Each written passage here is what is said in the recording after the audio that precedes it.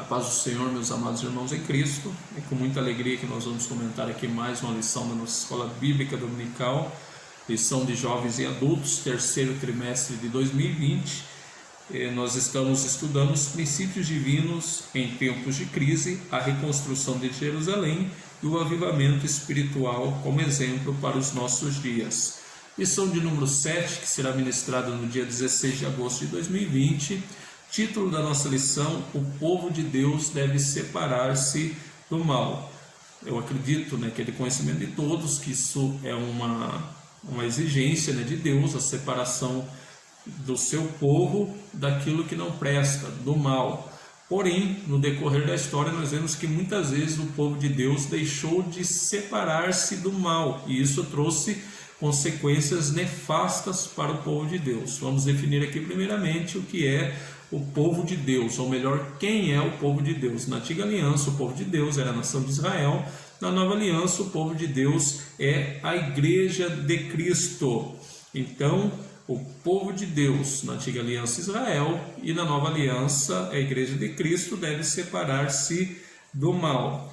O nosso textuário nos diz assim: pelo que sai do meio deles, e apartai-vos, diz o Senhor, e não toqueis nada imundo, e eu vos receberei. 2 Coríntios, capítulo 6, e versículo de número 17. Aqui o apóstolo Paulo escrevendo a carta à igreja de Corinto, falando da necessidade da igreja que existia ali em Corinto se separar daquilo que desagrada a Deus. Aqui era uma necessidade de separação das pessoas que viviam um estilo de vida ímpio. O apóstolo Paulo estava orientando que não deveria haver casamento, não deveria haver aliança entre os cristãos e aquelas pessoas que viviam na idolatria, que era muito comum ali na região de Corinto. Então, o texto bíblico, e esta lição vai deixar claro para nós que se nós queremos ser realmente usados na mão de Deus, que se nós queremos realmente ter comunhão com Deus, nós precisamos estar separados do mal. Se nós queremos ser abençoados por Deus, nós precisamos viver separados do mal. E é isso que muitas pessoas não entendem. Quantas pessoas recorrem à igreja porque querem a oração dos servos de Deus. Outras pessoas correm de um lado para o outro atrás de profetas, querendo receber profecias, revelações da parte de Deus, mas esquecem que para ser abençoadas por Deus precisam separar-se do mal. Não tem como Deus abençoar uma pessoa que vive uma vida da mesma forma que o ímpio vive.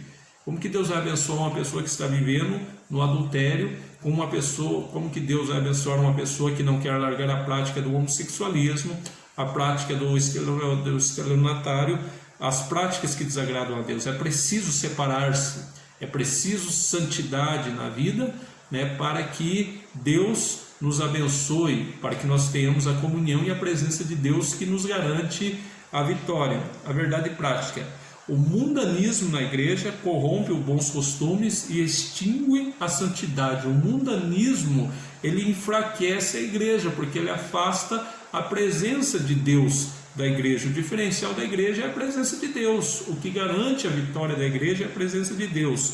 E quando nós aceitamos o mundanismo, o que é o mundanismo? É a prática que existe no mundo, as práticas seculares, a diversão secular, os costumes seculares, os métodos seculares. Quando nós aceitamos isso dentro da igreja, e muitos líderes têm aceitado o estilo de diversão aí que está aí no mundo secular, as práticas, os métodos de obter sucesso aí no mundo, muitos líderes estão aceitando dentro da igreja. Os costumes morais, ou melhor, os costumes imorais aí do mundo, tem muitos líderes aceitando isso dentro da igreja, com o objetivo de ter igrejas cheias.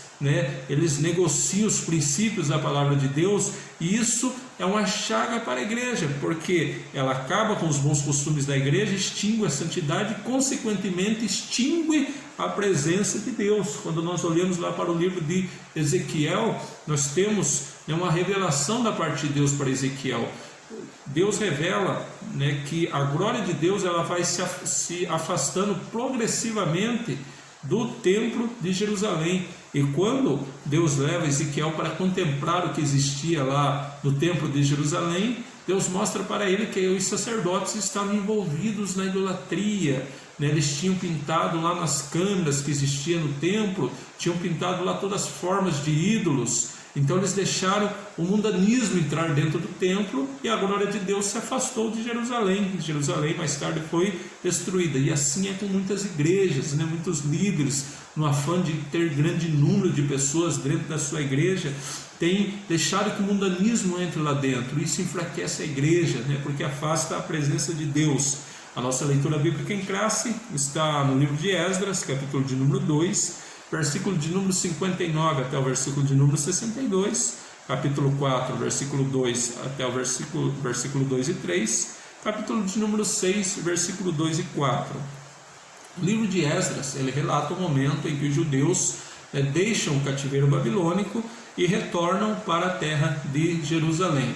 E esse livro vai ser muito importante, principalmente esses textos aqui citados, que eles vão mostrar para nós que Israel aprendeu, né, com a dura lição que eles receberam. Qual lição que eles receberam? O cativeiro babilônico. O que eles aprenderam? Eles aprenderam que para desfrutar das bênçãos de Deus, eles precisavam separar-se do mal.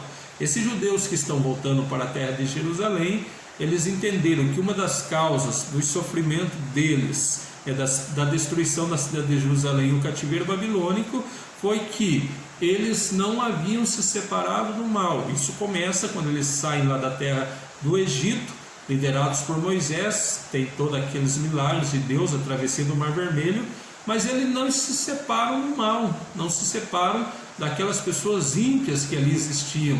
Aquelas pessoas ímpias que ali existiam foram com eles. O texto bíblico nos relata que foi uma mistura de gente com Israel. E essa mistura de gente lá no deserto fez com que Israel murmurasse, né, contra Deus. E essa murmuração foi a causa de uma peregrinação de 40 anos de Israel naquele deserto. Muitos israelitas morreram ali porque não se separaram, não se santificaram. Mais tarde, já no tempo da conquista, quando Josué está liderando o povo, havia uma ordem de Deus para que eles exterminassem todos os cananeus, que eles se separassem daquelas nações ímpias. Mas o que acontece? Eles não exterminam aqueles cananeus, eles acham que eles podem conviver muito bem com aqueles ímpios. E o texto bíblico vai mostrar para nós que aquelas nações vão ser uma sedução para Israel. Os deuses daquelas nações vão se tornar tropeço, vão se tornar ídolos em Israel. E depois nós vemos o próprio rei Salomão cometendo um erro terrível de casar com mulheres estrangeiras para fazer alianças com as outras nações. E o texto bíblico vai dizer para nós que essas mulheres perverteram o coração de Salomão, e Salomão se desviou para a idolatria, sem contar que a idolatria adentra, né, para a nação de Israel. Mais tarde, Acabe casa com Jezabel, que traz o culto a Baal para Israel, persegue os profetas do Senhor. Tudo isso vai fazer com que Israel se torne uma nação completamente idólatra. Quando você olha ali para o contexto do livro do profeta Jeremias, que é um profeta que está vivendo a iminência do cativeiro babilônico, que ele presencia a invasão da Babilônia, que leva os judeus para o cativeiro, né? Ele testifica para nós, né, o tamanho da idolatria que existia em Israel. Por quê? Porque em um momento eles acharam que dava para conviver com aqueles povos, ter aliança com aqueles povos, que eles achavam que podiam servir a Deus e ao mesmo tempo ter comunhão com aqueles povos. Isso foi nocivo, isso foi a causa da destruição de Jerusalém e o cativeiro. Agora os judeus aprenderam. Agora eles vão voltar para Jerusalém, mas eles não querem mais aquela mistura no meio deles. Eles não querem mais falsos judeus no meio deles. Eles fazem uma pesquisa minuciosa para saber quem que está voltando com eles. Eles vão pesquisar os livros das genealogias e só vai voltar para Jerusalém quem realmente for judeu. E mais, se for judeu, mas casou com filhas da terra ali da Babilônia, não pode voltar para Jerusalém, porque eles entendiam que para Deus os abençoar, eles precisavam estar no estado de santidade, no estado de separação. E é preciso, né, que a igreja entenda nos dias atuais que para Deus nos abençoar, nós não precisamos de grandes números, ou de muitos doutores. O que nós precisamos é de separação do mal, santidade, para que nós venhamos ter a presença de Deus, e a presença de Deus nos garante a bênção de Deus sobre as nossas vidas. Por isso é preciso que aqueles que estão envolvidos na obra do Senhor, eles tenham o seu nome escrito também num livro, no livro da vida. Louvado seja Deus! E mais, além deles fazerem uma pesquisa minuciosa para saber quem que estava voltando com eles, quem eram que estava indo com eles para Jerusalém, eles só queriam judeus no seu meio, porque era a maneira que Deus havia exigido, né? Deus tinha uma aliança com a descendência de Abraão, e a descendência de Abraão eram os judeus, e havia os livros das genealogias que comprovavam quem eram verdadeiramente os judeus. Mas além disso, quando eles chegam na terra e começam a reconstruir, vêm os samaritanos. Quem eram os samaritanos? Eram aqueles que se diziam ser povo de Deus. Os samaritanos, na verdade, eles eram uma mistura de povos que ficaram ali em Samaria. Quando no ano 721 o reino do norte, Israel, é levado para o cativeiro sírio, os mais pobres ficam ali na terra, porém a terra fica praticamente deserta, e o rei da Síria, ele traz povos, ele traz pessoas de outros povos estrangeiros e coloca ali na terra de Samaria, e os judeus que estão ali se casam, se misturam com esse povo. E esse povo, além de se misturarem com os judeus, eles trazem os seus costumes, eles trazem os seus deuses, e mistura ali com a crença de Israel. Mais tarde, um outro rei da Síria manda um sacerdote ensinar a lei de Deus para aqueles samaritanos. E eles aceitam a lei de Deus e dizem servir a Deus, mas não se afastam dos ídolos. Como muitas pessoas que hoje vêm para a igreja e dizem se converter a Cristo, mas não deixam as práticas mundanas, não deixam os métodos mundanos, não deixam os costumes, os valores do mundo. E muitas vezes as pessoas querem trabalhar na obra de Deus, e muitos líderes, no afã de ver a obra crescer, liberam, deixam que essas pessoas se envolvam na obra, mas essas pessoas darão um grande problema, porque pessoas assim, que não estão libertas das práticas mundanas, não têm comunhão com Deus, e se não tem comunhão, não tem a presença de Deus. E se está envolvido com a idolatria e com todas as outras coisas, a presença de Deus se afasta. Então a pessoa, o líder, às vezes está achando que aquilo é ganho e aquilo é perca. Israel aprendeu tudo isso da pior maneira possível. Eles precisaram ir para o cativeiro babilônico para entender que, para estar trabalhando na obra de Deus, tinha que ser aqueles que realmente tivessem compromisso com Deus, e que eles não precisavam de grandes multidões para fazer a obra de Deus, mas de comunhão, de santidade, para que Deus os abençoasse. Nosso primeiro tópico nos diz assim: somente os judeus retornam a Judá. Por que somente os judeus retornaram a Judá? É o que nós já colocamos aqui na introdução da nossa lição, porque eles entenderam que mistura no meio do povo não dá certo, que a mistura, pessoas ímpias no meio deles, fariam com que eles caíssem, com que eles perdessem a presença de Deus, porque não há como ter comunhão com essas pessoas ímpias. É o que o apóstolo Paulo diz, que consenso tem o templo de Deus com o templo dos demônios. Então, os judeus, eles sabiamente, eles fazem uma pesquisa minuciosa e dizem: só voltará conosco para Jerusalém aqueles que verdadeiramente têm compromisso e têm comunhão com Deus, porque se nós não tivermos comunhão com Deus, nós não teremos as bênçãos de Deus sobre a nossa vida. E é preciso aqueles que querem trabalhar na obra de Deus. Há muitas pessoas que querem trabalhar na obra de Deus, mas o que é mais preciso, além do talento, além da vontade, o que é primordial é a comunhão com Deus. Segundo tópico, os judeus não aceitaram a ajuda dos samaritanos. Por que os judeus não aceitaram a ajuda dos samaritanos? Porque os samaritanos, eles não tinham comunhão com Deus. Ao mesmo tempo que eles estavam falando lá que amavam a Deus, mas também eles estavam servindo aos ídolos. Isso é uma lição para muitos líderes hoje, principalmente em época de política, que estão aceitando a ajuda de muitos samaritanos por aí.